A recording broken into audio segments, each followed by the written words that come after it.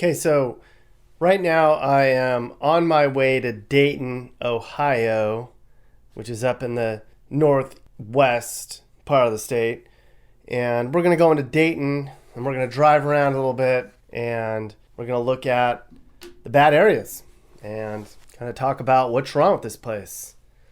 As soon as you enter Dayton from the freeway, it's pretty rough. There's a lot of abandoned stuff everywhere. There's areas that used to have warehouses and used to have homes that are now pretty much just grass and fields. A lot of it's pretty much isolated and abandoned out this way. And it kind of sets the tone for when you get into Dayton and you kind of see what's going on here. You know, Ohio has a lot of troubled cities where crime and poverty and drug use is out of control. If you live in Ohio, you know about these places, and Dayton is just one example of one of the many places in Ohio that has a lot of issues, a lot of problems. It's actually not even the worst place you can live in the state, and the whole city isn't that bad, but it's pretty much, there's big parts of Dayton that are pretty run down and abandoned, and we're going to see some of that.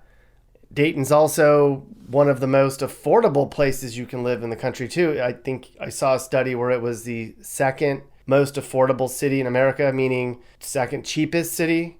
That takes into account home prices and cost of living, and typically cheap places are going to be really bad. They're cheap for a reason, right? And we're going to see some of that too. Because in a lot of the places in Dayton, you just probably wouldn't want to live, and they've had trouble getting people to come there to make it a better place, and we'll talk a little bit about that. And of course, there's good people in Dayton, and there's nice areas in Dayton. Not everybody's a bad person. In fact, most people are great here. They're just poor. There's a lot of drug use. There's a lot of poverty, and there's a lot of crime, and those people are not good. But Dayton's not a complete disaster. There's just certain pockets of Dayton that are like that. So you can kind of see, I'm driving down the main drag here. The worst area of Dayton is supposedly the west side, but I'm here on the southeast side. I drove all around the city kind of checking out the south, the eastern side, and the west side, and I kind of found the worst areas were on the southeast side, but it's possible I didn't find the worst areas on the west side. But if this isn't even as bad as it is, I think you're going to be like, well, how much worse is Dayton? But apparently this is one of the worst areas, but not the worst part of Dayton. It doesn't really even look that bad. I mean, the sun's out and it's green, it's summer, so you can imagine how bad some of this stuff looks like in the wintertime when it's gray and the trees aren't green and the lawns aren't green. So the question is, what the hell is wrong with Ohio? Episode 1, Dayton. So I'm going to take you guys through some of the worst parts of town and show you what they look like and talk about why these places are like this and kind of explain how Dayton's emblematic of just about every other big city in Ohio that's struggling with the lack of jobs or ambition. I mean, there's going to be plenty of jobs in Dayton, but maybe not good jobs, but there's plenty of jobs here, but people just don't want to work them. And I understand that some of them are low paying, but if you're sitting on your porch all day, which we'll see, there's a lot of people standing around with nothing to do. This was on a Monday. I actually went down the street to try to get some food at the local fast food joint in town and was turned away twice because they said they didn't have enough people that wanted to work. So they were actually not taking any more orders out of the drive-thru because they couldn't get people to come to work. A lot of them are still collecting unemployment, or they had collected so much unemployment that they had a bunch of money and they didn't need to work. So there are plenty of jobs in Dayton, but a lot of people don't want to work. There's about a half dozen places in Ohio that are like this that have been hit by manufacturing job losses. Dayton is a Rust Belt city. There were a lot of people who left town, and when the jobs left, and meant the people that were left behind were the poor people. And it's sort of a cycle here in Dayton, like you'll see in a lot of cities. When manufacturing leaves, then a lot of people leave with that, and then the only people left are going to be the poor people. And so a lot of businesses shut down because there's nobody there to buy anything, and so then the place gets more run down. It becomes a snowball effect, and you'll see a lot of that in Dayton as we kind of drive around, how bad it can get. So of course Dayton's had a lot of problems with crime. Not too long ago, they found 5 women's bodies scattered throughout town. Just laying out in the open, 5 different women in different parts of town. They were trying to figure out what the hell is going on here. At least 3 of them were shot and killed. And they know that at least 2 of them were from overdoses. And some of the women's bodies had been laying outside for so long that they'd been eaten by animals. And the cops were like, what in the heck is going on? Dayton's had a hard time with crime, with murders, with drug abuse, with abandonment, as you can kind of see. There's a lot of places in town that are completely abandoned or really run down all over the place. You'll have a block where all the homes are gone. You'll have a block where half the homes are abandoned and half the homes are somewhat normal. You'll have a block where you're going to see a good, nice house and then like an abandoned house and then like a rundown home and then 2 nice houses and then like a completely abandoned, gutted house where there's probably crackheads squatting. It's kind of weird as you drive around Dayton. You see that all over the place. So it's just kind of how it is. What's happened in Dayton's been pretty fast too. I mean, going back to 1980, Dayton's per capita income was only 16% lower than Seattle. Imagine that. In 1980, Dayton was not much poorer than Seattle. And it was not that much poorer than Boston or New York or even San Francisco. In 1980, Dayton was only 33% poorer than San Francisco. But all of those cities have left Dayton in the dust. They're all far richer now in the last 20 years, 30 years than Dayton is now. And it's not just the rundown parts we're looking out here. It's all of Dayton that's gone downhill. That's the whole city. Dayton's lost about half its population since 1960, and about a third of people here live in poverty.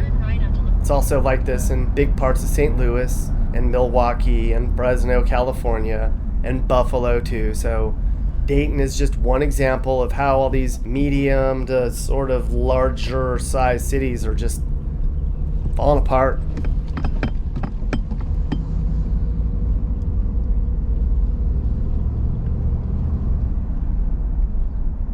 Okay, so right now we're driving around Dayton, and apparently this isn't even the worst part of town, which I'm fine with. It's pretty rough around here. I saw a church over here 1 block away that's pretty much abandoned, which is just sad.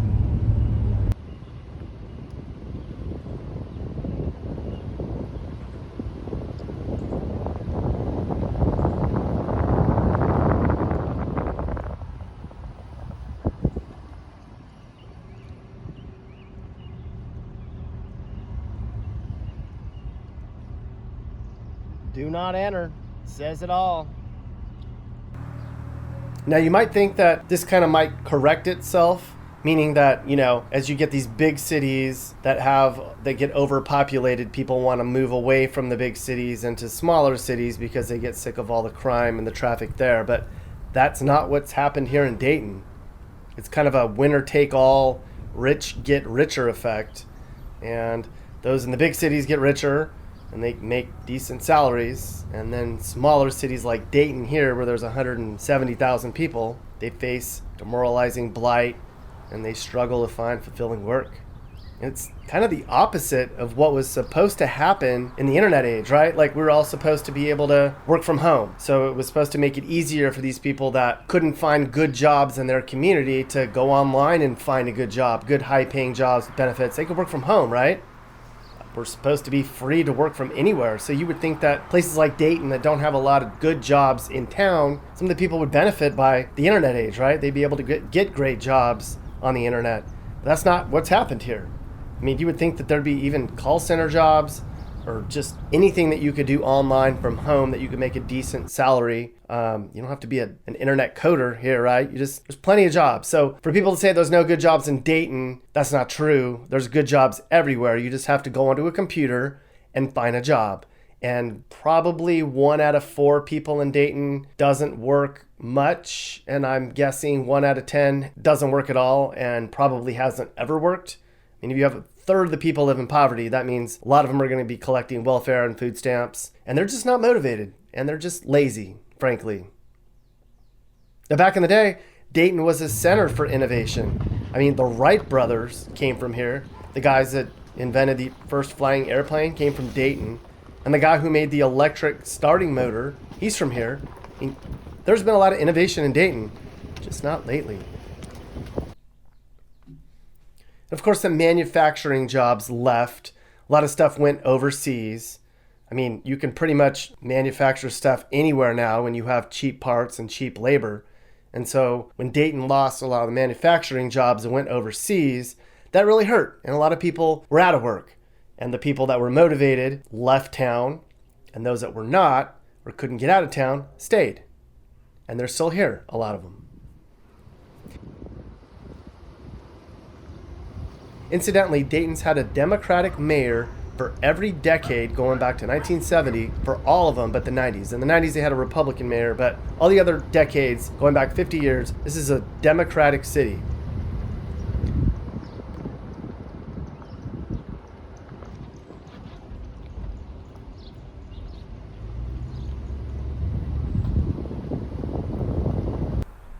Now, the former mayor of Dayton said during an interview once that it took the 2016 election, which Trump won in a landslide, it took that election to draw attention to the plight of middle America in cities like Dayton, which had been forgotten about up until Trump kind of pointed it out and said, hey, middle America, all you people that are out of work, I'll help you. A lot of people had forgotten about these sort of medium-sized cities, and Trump appealed to those people and won their vote and promised to help. And he tried to bring back jobs, but he only had one term.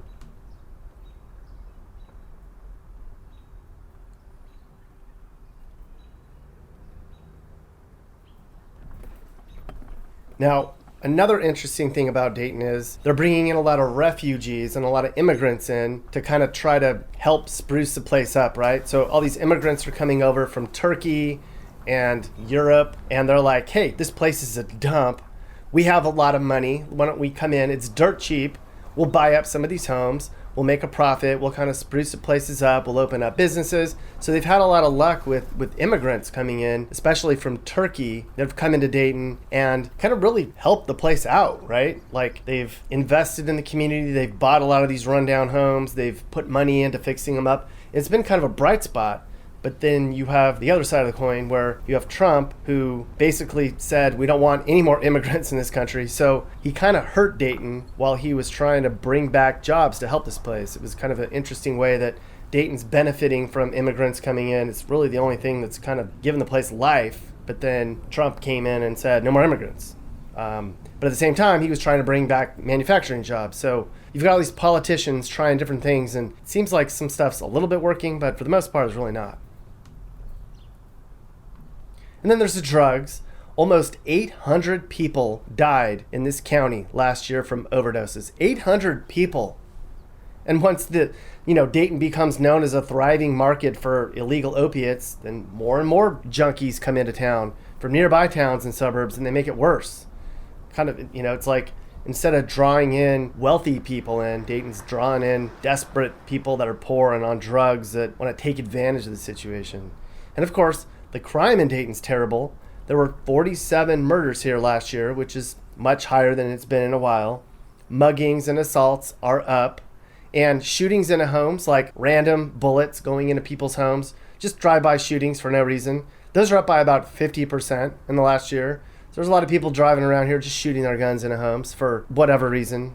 Gangs, excitement, angry. I don't know why they're doing it, but there's gunshots all over this place now. I mean, Dayton needs help. And this is just one example of how once great American cities are now down in the dumps. What's the solution? So actually, I looked up where's the bad side of Dayton.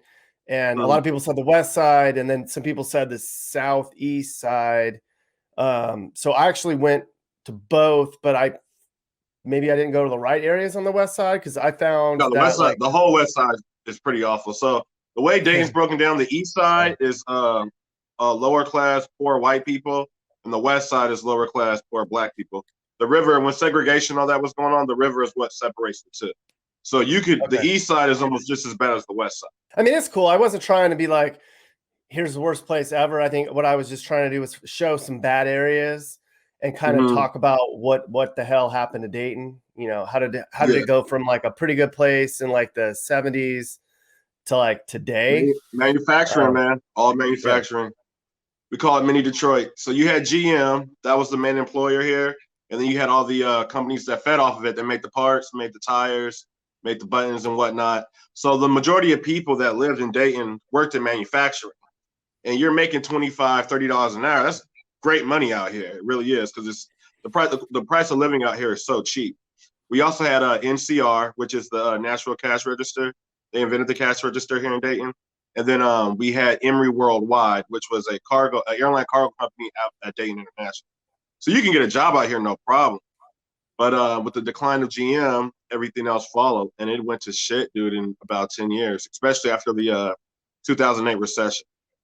So you got the people who abandoned it and left. There's a lot of empty buildings over there, and then you got the people who stayed and try to weather the storm. There's nothing left. That's why I live in the suburbs, dude. It's nice where I live, but up there's no reason to be up there. Yeah, you called it like a rusting wasteland or something in the email. Yeah, a rusty oasis. Yeah, man. Ru- uh, It's really So, sad. yeah, what's the solution for Dayton? Jobs. I mean, that's the problem with any city. But you don't have the majority of people here that do go to college. We have a really good university here, the University of Dayton.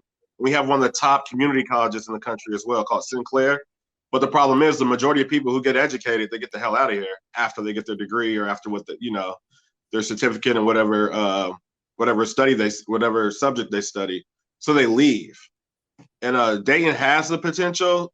Downtown is gentrifying at a slow rate, but it's almost a joke because it's like you can live in a 5-bedroom pool, 3 half-bathroom house out here for $500,000, no problem. And they're selling townhomes downtown for that price, and you're surrounded by shit, and no one wants to pay. They're trying too hard to make it more than what it is what I think. So as far as the problem with Dayton is jobs, and there's no tech industry out here. It was a manufacturing city. Same thing that happened to Detroit. So all the people out here, the majority of people that live in the city, they don't have degrees. They don't have the skill needed. So if you make it out here again, I would suggest you go down Salem Avenue. That's really sad. We had a hospital there called Good Samaritan Hospital. They tore the hospital down. And if you continue into Trotwood, that area used to have, put it this way, if a Walmart closes down, that's saying something. So that area had a Walmart, it had a mall, Toys R Us, Target, all the boxy areas of every town, and all that's gone. So the only thing left there is a Home Depot and a Lowe's. So like crime and drugs, how bad is crime and drugs in Dayton? We are the overdose capital of the United States of America. That was true about, I'm going to say 4 or 5 years ago. I don't know if that's still the case now, but drugs are terrible out here. When you got drugs, you have crime. The heroin epidemic completely ruined this area. I'm in the restaurant industry. I'm a bartender. So there's a couple of places I've worked, man. My coworkers overdose while they're working. Customers overdose in the bathrooms. It was really, really bad about 2015, 2016. It was commonplace. So I've been doing this for 10 years out here, and I know about, no exaggeration, maybe 12 or 13 people personally that I knew that overdosed. It's really sad. It's terrible. Like overdosed and died? Yeah. Or just, oh, shit. Well, Yeah. so how did it get better? So 2015, 16, it was That commonplace. was when it was really bad. That's when it was like, because before you heard about it, but that's when it was people I knew, people I was working with, people that I was with on Friday and they overdosed on Saturday. That's when it was just like in your face. You go to the gas station, people begging you for money and everything. And that's down here in Centerville, in the suburbs where I live. And the east side of Dayton was hit really, really bad. But the city stepped in. They did a lot to help. I don't know exactly what made it go down. I don't think we're number one anymore. I haven't checked recently. But yeah, for a while, man, it was awful. It was really, really bad. So would you recommend people move to Dayton? No, hell no. The suburbs, yes. Where I live, if you want to, that's why I live here. I live here because I have kids, and I live in Centerville specifically because this is one of the better school systems out here, and I want them to thrive. I don't want them to have the childhood that I had, so I'm here.